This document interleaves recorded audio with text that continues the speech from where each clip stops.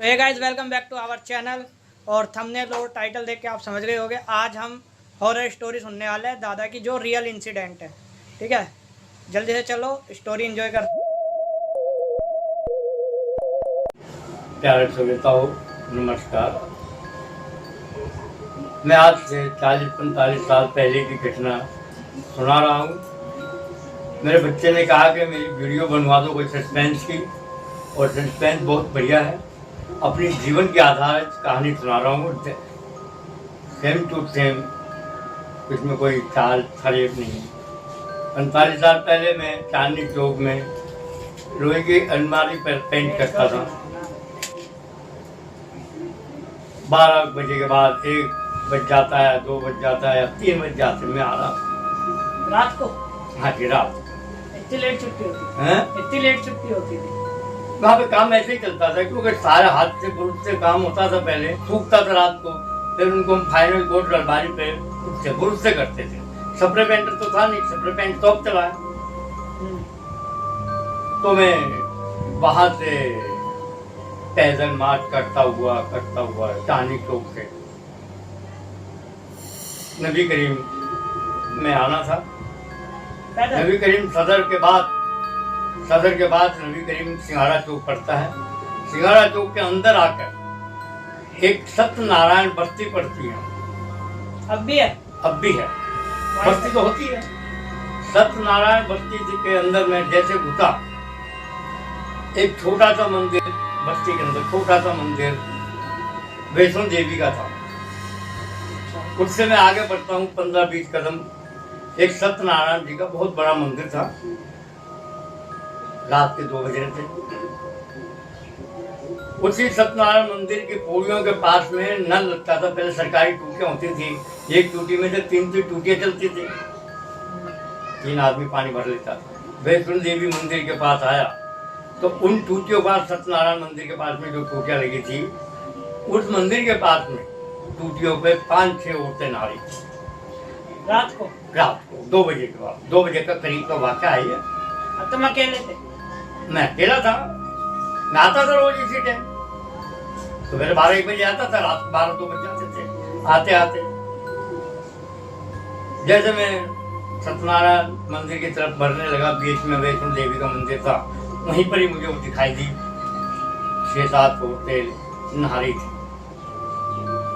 और मैंने अपने दिमाग में सोचा कि रात को 6-7 औरतें क्यों नहाएंगी, वो भी चौक के ऊपर, नल के ऊपर। 2 बजे? 2 बजे? 2 बजे क्यों नहाएंगे? फिर मुझे उनके खिलखिलाने की आवाज आई टांगे में। मेरे तो पसीना आ गया, सर्दी का टाइम था, पसीना आ गया। टांगे क्या? गिग्गे बन गई। टांगे क्या?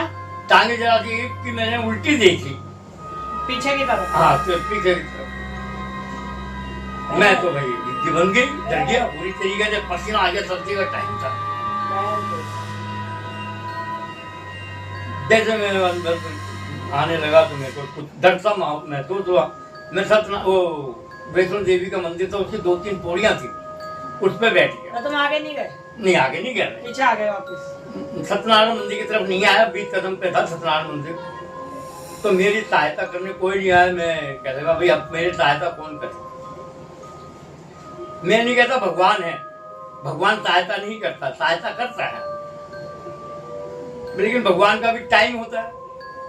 रात को 12 बजे के बाद वो 4 बजे तक सोते हैं। बाकी कुछ भी हो, किसी की मदद नहीं करेंगे, कोई मारे क्यों मनाए भाई, उनका भी टाइम होता है, ड्यूटी होती है। और 2 बजे 1 बजे के बाद फिर इनका आत्माओं का घुमाव होता है। ये घूमती है, किसको मारना, किसको क्या करना हो, उनको कहाँ पे जा पे मेरी मदद करने कोई नहीं आया। और मैं ये भी नहीं कहता कि देवी देवता नहीं है। देवता मंदिर की सीढ़ियों पर बैठा था, वैष्णो देवी के मंदिर के, और गिग्गी बन रही, पसीना आ रहा, डर के हमारे बुरा हाल हो रहा। ठंड में पसीना आ रहा? हाँ, ठंड में पसीना आ रहा। डर तो डर ही होता है ना। तो मैं उस टाइम पे अपने देवी देवताओं को याद करने लगा, कोई तो बचाओ मुझे। वो अटैक थोड़ी कर रही थी? अटैक थोड़ी कर रही थी वो? नहीं, अटैक नहीं करती, डर तो लग रहा था ना मुझे। वो दूर से बैठी, मैंने कहा ये क्या माजरा हो रहा है, क्या सीन हो रहा है मेरे साथ, मुझे पता नहीं था। क्रॉस करते हुए निकल जाते बिना देखे? नहीं, ऐसा डर तो लग रहा था ना, उस टाइम तो कुछ नहीं सोच रहा था क्या करना है। मंदिर के सामने एक छोटी सी गली से रात को 2:15 बजे 15-20 मिनट में वहाँ बैठा रहा। फिर रात मंदिर के बाहर छोटी सी गली है मंदिर की सीढ़ियों पे, तो सामने छोटी सी गली थी, गत्ते के डब्बे बनाते थे, मिठाइयों के डब्बे बनाते थे, ऐसी वो बस्ती थी। तो उसमें से एक बुजुर्ग था आदमी, वो निकल के आया और मेरे पास खड़ा हो गया।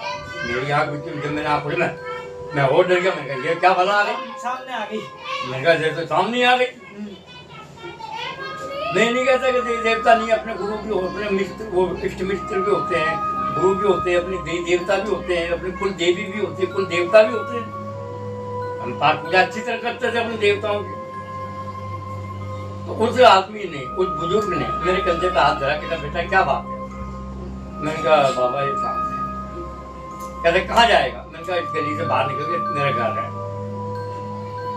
वहीं से क्रॉस करके ही जाना था उसको। हाँ, पर मैं के सामने आगे से जाके ऐसे घूमना था, जो वो टूट जहाँ पे वो नारी थी उससे आगे। सत्यनारायण मंदिर के सामने। फिर वो कह लगा आओ मेरे साथ करो, मेरे साथ आ जाओ। और कोई रास्ता नहीं था वहाँ से नहीं, कोई पीछे। रास्ता नहीं था। मेरे रास्ते तो बहुत थे, लेकिन रास्ता छोड़कर ये रात को क्या घूमता।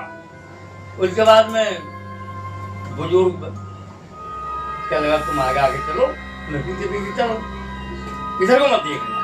जहाँ पे वो नारी है। हाँ, इधर को मत देखना, तुम सीधी अपनी राह देखो जिधर को जाना है।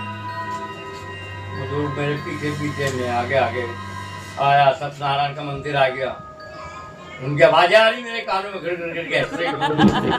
जैसे मंदिर का कोना आया, मंदिर के कोने से घूम के फिर मैंने ऐसे आके मंदिर पार करके फिर ऐसे घूमना था।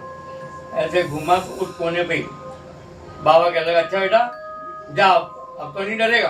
मैंने कहा नहीं बाबा अब नहीं डरूंगा, आपकी मेहरबानी।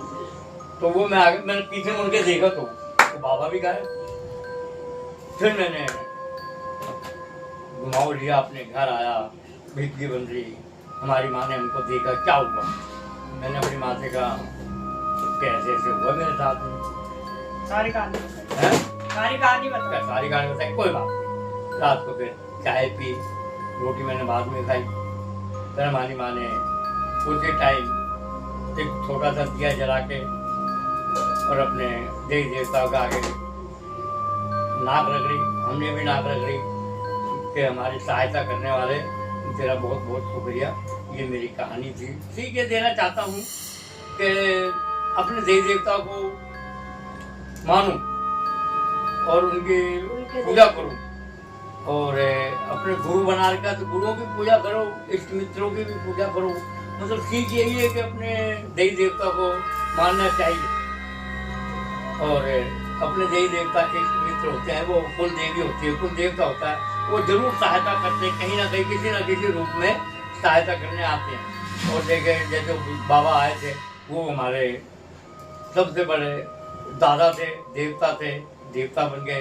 दादा थे, वो हमारी सहायता करने उठते हैं, वो निकले। मैंने अपने दिल से पुकार करी कि दादा देवता मेरे को बचाओ, दादा देवता मेरे को बचाओ। तो वो कहते हैं। और वीडियो पसंद आए तो do like, comment, share and channel को सब्सक्राइब करना मत भूलना। Thank you for watching.